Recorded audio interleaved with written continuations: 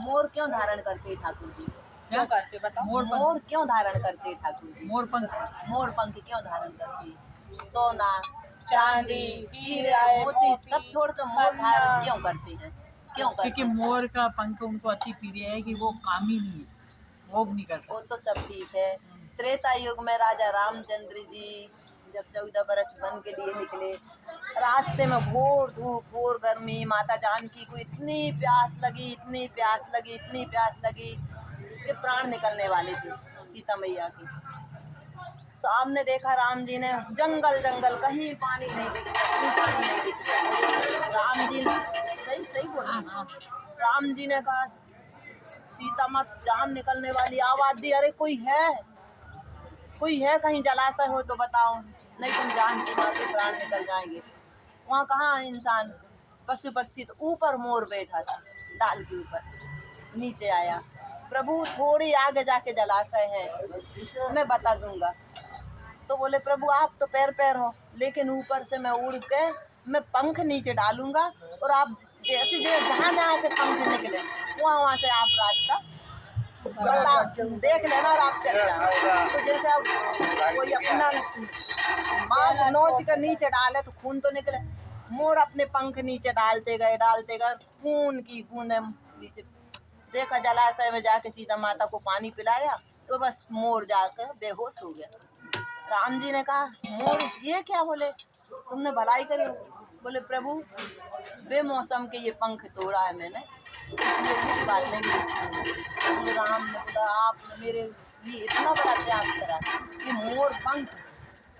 बोले जब द्वापर में कृष्ण अवतार लूंगा, जब ये मोर के पंख मेरे को इतने प्रिय लगेंगे, इतने प्रिय लगेंगे, इन सबका सोना चांदी सब तज के तुम्हारे में मोर पंख का धारण करूंगा। मोर ने भी कहा प्रभु आप धारण करोगे, लेकिन मेरा भी एक आज्ञा कि मेरा मन कभी काम वासना में विचलित नहीं होए। तो बिल्कुल तथास्तु। जिस प्रकार यानी मोर का पंख भगवान को अर्पण हुआ, तो सारा जीवन ही अर्पण कर दिया। तो कहते हैं कोई जरा सी भी भलाई करता है तो भगवान इतना बड़ा वरदान देते हैं। उस पर ये भजन है। ले आज्ञा पिता मात के श्री राम बन को चले गए। ले आज्ञा पिता मात की राम बन को चले गए।